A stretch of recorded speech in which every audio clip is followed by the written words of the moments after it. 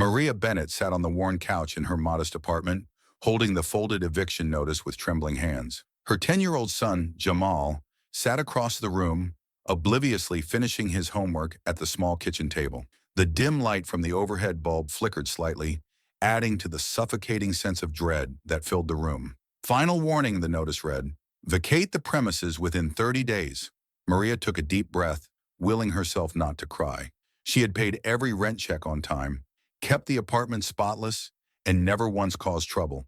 Yet here she was, faced with homelessness, because her landlord, Darren Wexler, had decided to renovate the property and attract higher-end tenants. That's how the lawyer had put it during their last conversation. Higher-end tenants. She knew what that meant. He wanted richer, whiter tenants who could pay double what Maria could afford. A sudden knock on the door broke her thoughts. When she opened it, Darren himself stood there, his broad shoulders filling the frame. His face held a smug, patronizing grin as he glanced past her into the small living space. "Afternoon, Maria," he said, leaning casually against the doorframe. "I trust you've received the notice." Maria's grip on the paper tightened. "I got it, but you know this isn't right. I've never missed a payment." "It's business," Darren interrupted, waving her concerns away like a fly. "Nothing personal. This property is a gold mine, and you've been here too long paying too little. You should have known it couldn't last forever." His words cut deeper than she expected. Maria felt her chest tighten, but she didn't let him see her falter. "What am I supposed to do? I have a son to take care of. This is our home." Darren chuckled under his breath. "Look, it's not my problem, Maria. Maybe you can try one of those shelters downtown. They're always taking people in." The cruel dismissiveness in his voice made her blood boil. She clenched her jaw, holding back the words she wanted to say. Darren didn't care about her struggles or her family. He only saw dollar signs. As he turned to leave, Maria called out, her voice firm despite the lump in her throat. "You'll regret this, Darren." He paused for a moment, glancing back at her with a smirk. "I doubt it."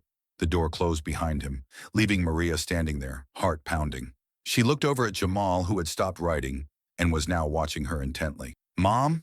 he asked, his voice small. "Are we going to be okay?" Maria walked over, crouched beside him, and placed a hand on his cheek. "Of course we are, baby," she said softly, though she wasn't sure how. "We'll figure it out. We always do."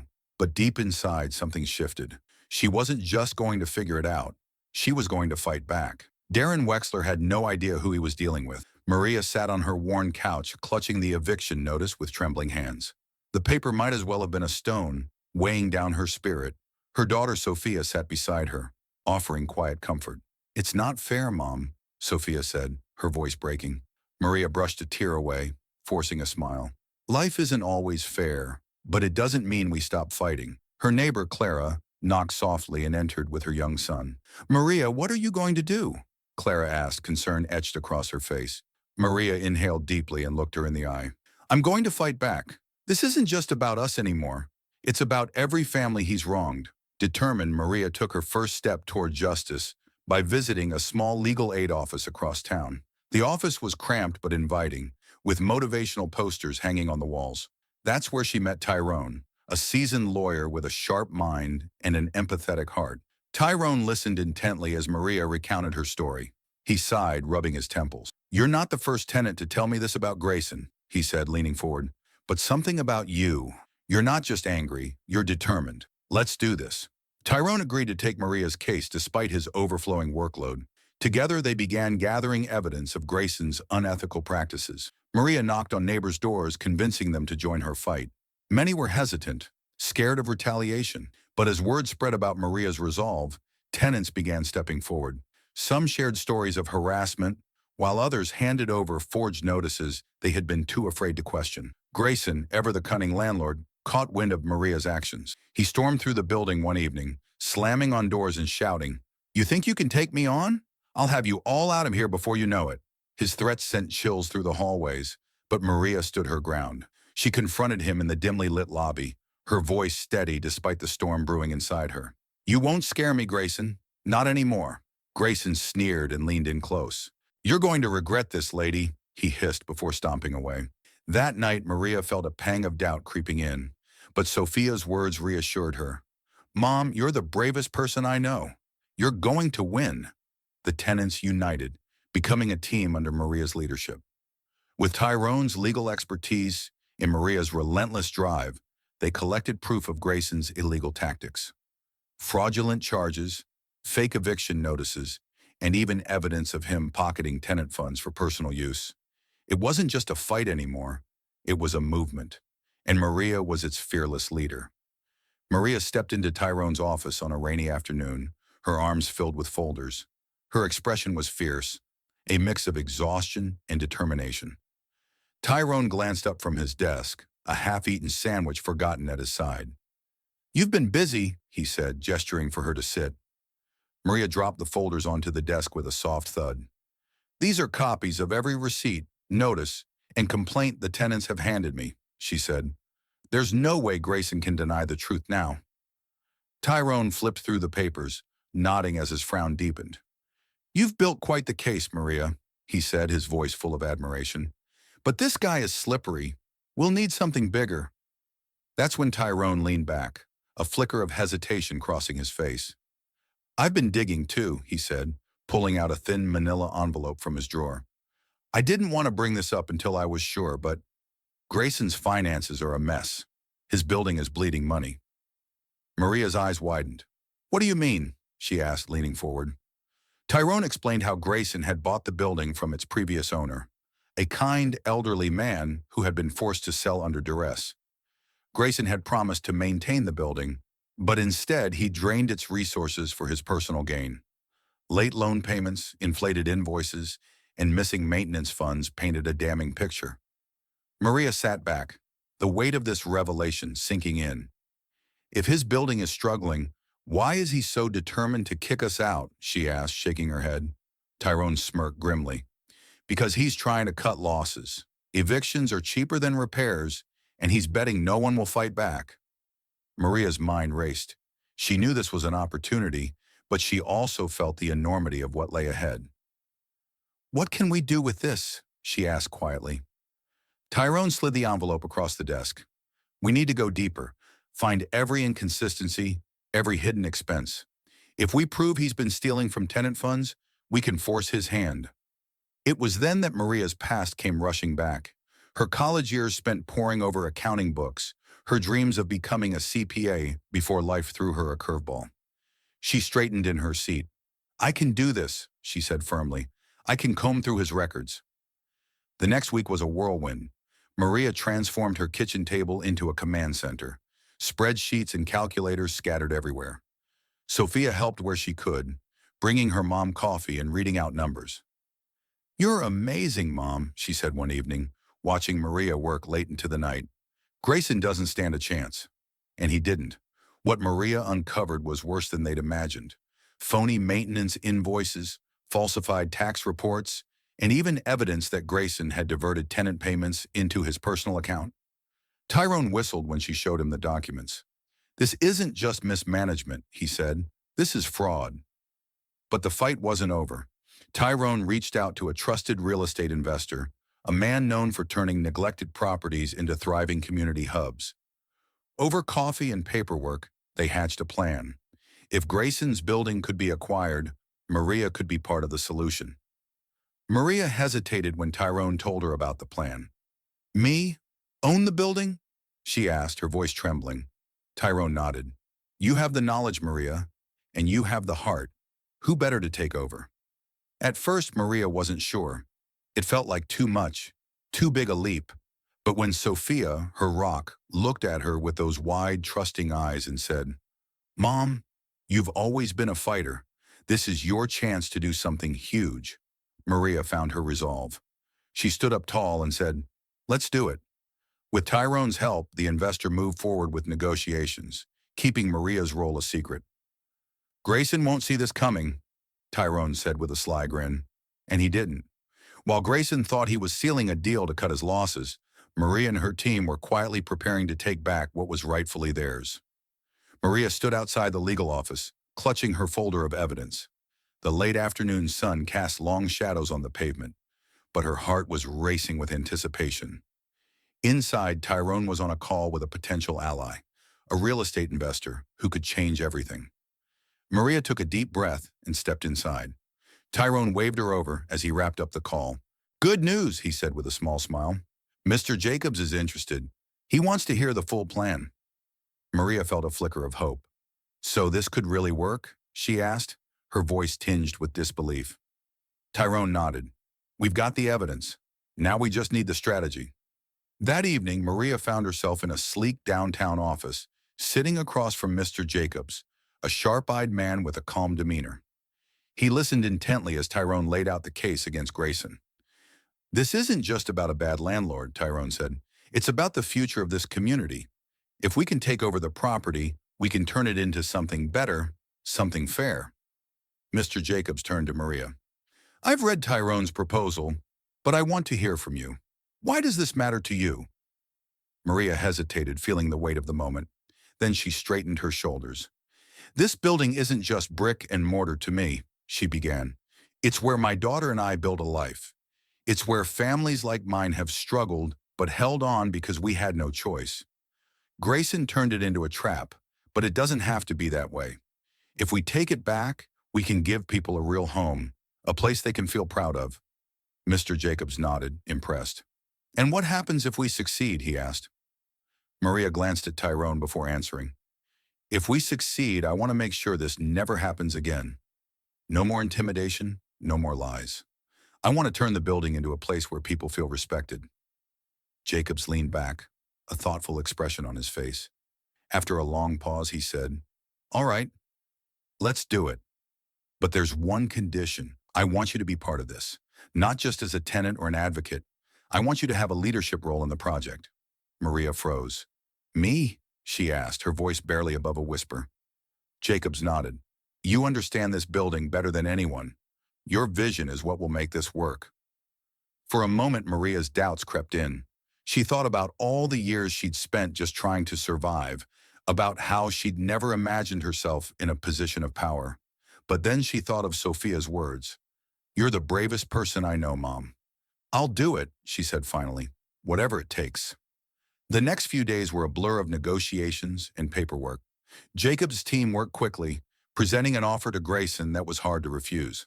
The building's financial instability, coupled with the mounting evidence against him, made it clear that his time was running out.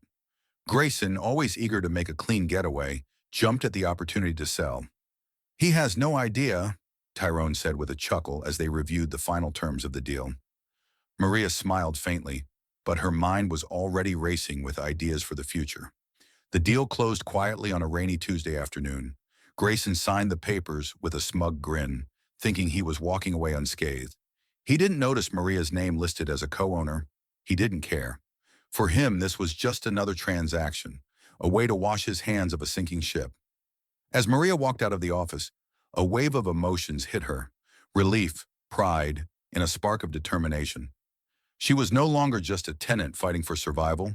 She was the owner of a building that had once been a symbol of oppression, and she was about to transform it into a beacon of hope. The morning air was crisp, carrying a hint of autumn as Maria stood outside the building she now owned. Dressed in a tailored blazer and holding a clipboard, she exuded a quiet confidence that felt foreign but invigorating.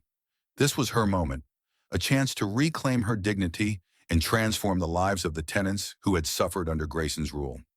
The building looked the same as it always had, cracked paint, broken light fixtures, and an air of neglect. But today, everything had changed. Maria glanced at Tyrone, standing beside her with an encouraging nod. Ready? He asked. Maria smiled. More than ever. Inside, Grayson was gathering his belongings, humming to himself as he prepared to leave. He had no idea Maria was about to walk through the door, no clue that the very woman he had belittled was now his replacement. When the door opened, Grayson glanced up casually, expecting another maintenance worker. But his smirk froze as Maria stepped in, her presence commanding and undeniable. You, Grayson said, his voice dripping with disbelief. What are you doing here? Maria walked calmly to the desk that once belonged to him, setting her clipboard down with precision. I think you mean, welcome to your new boss, she replied, her tone steady but piercing. Grayson laughed nervously, trying to regain control of the situation. This is some kind of joke, right? He scoffed. You? Boss? Please. Maria met his gaze, her eyes unwavering. No joke, Mr. Grayson. I'm the new co-owner of this building and this office It's mine now. The weight of her words hit him like a freight train. Grayson's face reddened as he stammered, searching for a way to refute her claim. This, this is ridiculous. You're just a tenant. Maria leaned forward slightly, her voice low but firm. Not anymore. Tyrone stepped in then, handing Grayson an envelope. These are the finalized documents, Tyrone said. You signed them yourself. The deal is done. Grayson ripped open the envelope, his eyes scanning the papers frantically. His face fell as the truth set in. You tricked me, he spat, his arrogance replaced by desperation. No one tricked you, Maria replied evenly. You made the choice to sell because you thought you could escape accountability. But now, this building is under new management. Mine. Grayson opened his mouth to argue but was cut off by the sound of voices outside. Maria had called for a tenant meeting, and the lobby was filling with curious residents. She glanced at Tyrone, who nodded for her to step forward. Maria addressed the tenants with a calm yet powerful voice. I know many of you are wondering what's going on, she began. For years, this building has been a place of struggle. We've faced unfair treatment, neglect, and disrespect. But today marks a new chapter. The crowd murmured in surprise and anticipation. As of this morning, Maria continued, I am the co-owner and manager of this building. My promise to you is simple. This will no longer be a place where you feel powerless. This will be a home, a place where your voices matter. Applause broke out among the tenants, some cheering, others wiping away tears. Sophia, standing near the front, beamed with pride as she watched her mother take command of the moment. Grayson, meanwhile, stood frozen near the back of the room, his presence dwarfed by Maria's triumph. When the applause died down, he mustered one final attempt to salvage his dignity. You'll regret this, he muttered, his voice barely audible. Maria turned to him, her gaze unflinching. The only thing I regret is not standing up to you sooner. As Grayson slinked away, the tenants erupted into cheers once more. Maria took a deep breath, letting the moment wash over her. This was the beginning of something new, something better. Maria stood in the dimly lit lobby, now bustling with life as tenants gathered to share their grievances. For years, this space had symbolized despair, its peeling walls and flickering lights a constant reminder of neglect. But today it felt different, brighter, hopeful, alive. Maria clasped her hands together and scanned the room, meeting the eyes of those who had once felt invisible. Thank you all for coming, she began, her voice steady yet warm. I know you've been through a lot. You've been ignored, overcharged, and disrespected. But that ends now. Together, we're going to rebuild this building and this community. The tenants exchanged cautious glances, their skepticism palpable. Maria understood. After years of broken promises from Grayson, trust wouldn't come easily. She took a deep breath and stepped forward, her resolve unwavering. Let's start with the basics, she said, holding up a clipboard. I want to hear what matters most to you. What needs fixing? What changes do you want to see? At first, the room was silent. Then, an elderly man in the back raised his hand. The plumbing, he said. I can't remember the last time I had hot water. A young mother chimed in next. The elevator's been broken for months, she said, bouncing her toddler on her hip. It's a nightmare getting to the 5th floor with a stroller. One by one, voices filled the room, cracked windows, broken lights, overflowing trash chutes. Maria jotted down every concern, nodding attentively. Thank you, she said after the last tenant spoke. I promise we'll tackle these issues together, but I need your help. This building isn't just mine, it's ours. The tenants seemed to soften at her words, their guarded expressions giving way to cautious optimism. Maria wasted no time turning promises into action. The next morning, she met with a team of contractors to address the most urgent repairs. The plumbing and elevator come first, she instructed. Then we'll tackle the rest, floor by floor. By the end of the week, progress was already visible. The once dysfunctional elevator whirred back to life, and tenants rejoiced as they turned on their faucets to find steady streams of hot water. Maria walked the halls daily, checking on repairs and chatting with residents. Thank you, Miss Bennett, the elderly man from the meeting said one afternoon, tears welling in his eyes. I didn't think anyone cared. Maria placed a reassuring hand on his shoulder. I care, and I always will. Beyond repairs, Maria had bigger plans for the building. She partnered with local artists to create murals in the stairwells, transforming once drab spaces into vibrant displays of hope and unity. Sophia, eager to help, painted a stunning mural in the lobby that read, "A home for everyone." The tenants began to take pride in their surroundings. Families gathered in the newly cleaned courtyard, children laughing as they played. Maria hosted monthly meetings encouraging residents to voice their opinions and share ideas. One tenant suggested a community garden on the rooftop. Another proposed turning an unused storage room into a small library. Maria embraced every idea, ensuring everyone felt heard and valued. Maria knew that true change meant addressing the financial struggles many tenants faced. She introduced a sliding scale rent program, ensuring no family would have to choose between paying rent and putting food on the table. Fair rent for everyone, she explained during a meeting. No more hidden fees, no more unjust evictions. This is your home, and it's here to stay. The program was met with tears of gratitude and rounds of applause. For the first time in years, tenants felt secure in their homes. Sophia's involvement didn't go unnoticed. Alongside her mural, she organized after-school programs for the neighborhood kids, teaching them art and music. "Mom taught me that everyone deserves a chance," she told the kids during their first session. "And I want to help you find your voice too." The programs quickly became a highlight of the building, bringing families closer and fostering a sense of community. Within months, the building transformed into a beacon of hope. The once neglected structure now stood as a symbol of resilience and unity. Maria walked through the halls, greeted by smiles and warm hellos. She paused by the lobby mural, Sophia's words shining brightly. This is just the beginning, Maria thought, her heart swelling with pride. Maria stood in the dimly lit lobby, the air thick with a cautious tension. Tenants filled the room, their eyes darting between her and one another. For years, they had suffered in silence under Grayson's neglect. Leaky faucets, broken elevators, rent hikes that seemed to come out of nowhere. The walls around them, once symbols of a home, had become a source of despair. Today, though, Maria's calm yet determined presence sparked something they hadn't felt in a long time. Hope. "Thank you all for coming," Maria began, her voice steady but warm. "I know you've been through a lot. I know you felt unheard, mistreated, invisible. But let me tell you, those days are over. This is your home, and we're going to fix it together." The room stayed quiet. A young mother holding a restless toddler shifted uncomfortably. An older man with a cane furrowed his brow, skeptical. Maria could feel their doubts, their hesitance to believe in promises after years of disappointment. "I want to hear from you," Maria said, stepping closer to the crowd. "What do you need most? What's been holding this building back from being a real home?" A moment of silence hung in the air before the older man finally spoke. "Hot water," he said, his voice breaking slightly. "I haven't had it in months." Another voice piped up, this time the young mother. "The elevator," she said. "It's impossible to get to the 5th floor with a stroller." Maria nodded, jotting everything down. One by one, tenants began to open up, their grievances pouring out like a long-buried flood. The broken lighting in the hallways, the peeling paint, the clogged trash chutes, decades of neglect cataloged in minutes. Maria held her clipboard close to her chest.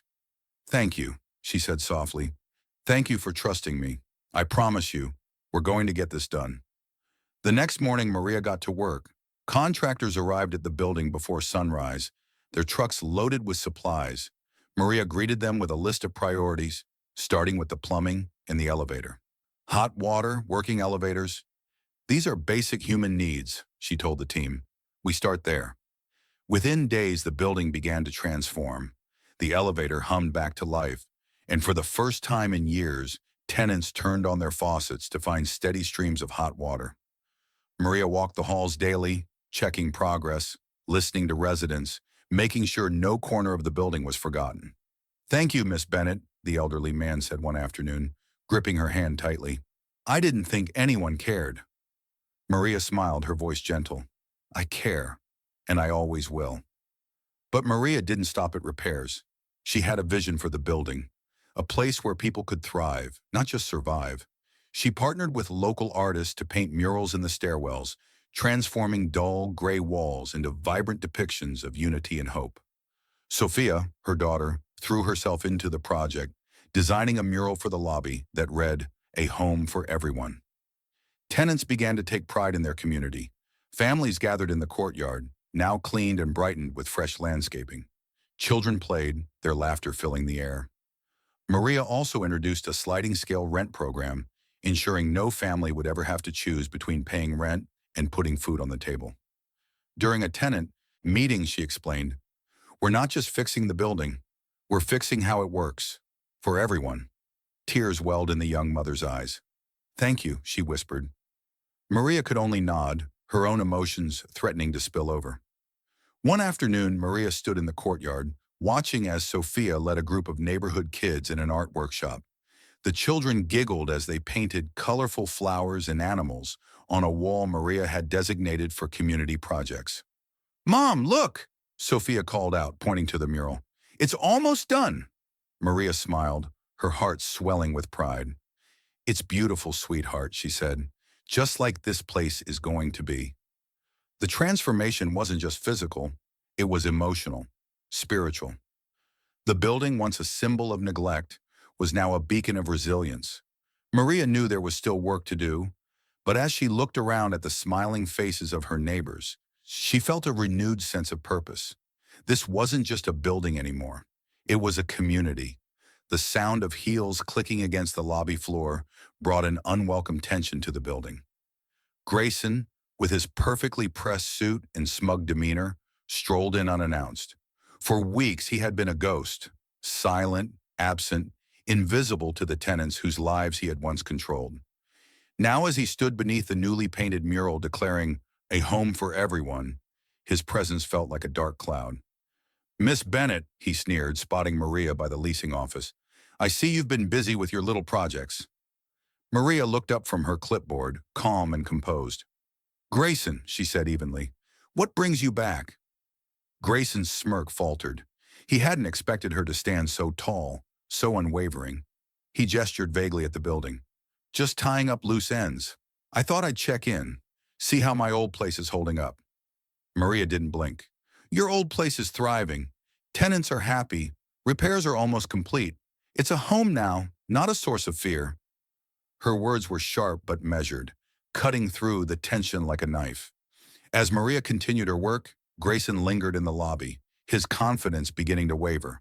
The once neglected building was unrecognizable.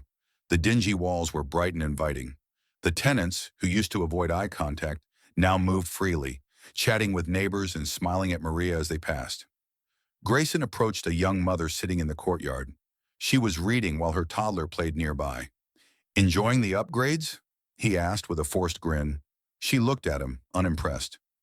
"It's nice to finally live in a place where the landlord actually cares," she said, turning back to her book. Grayson clenched his jaw. The bitterness in her voice was a reflection of his legacy. He turned to leave but froze when he heard the faint sound of clapping. Outside, a group of former tenants had gathered. They weren't here to cheer for Grayson. Armed with court documents and years of pent-up frustration, they were here to ensure he finally faced the consequences of his actions. "You've got some nerve showing up here," said Mr. Harris, a retired veteran who had been evicted unfairly by Grayson years earlier. His voice was firm, but his hands trembled as he held a folder of evidence. "We've been waiting for this day." Maria stepped forward, her calm demeanor unshaken. "They've filed lawsuits," she explained to Grayson.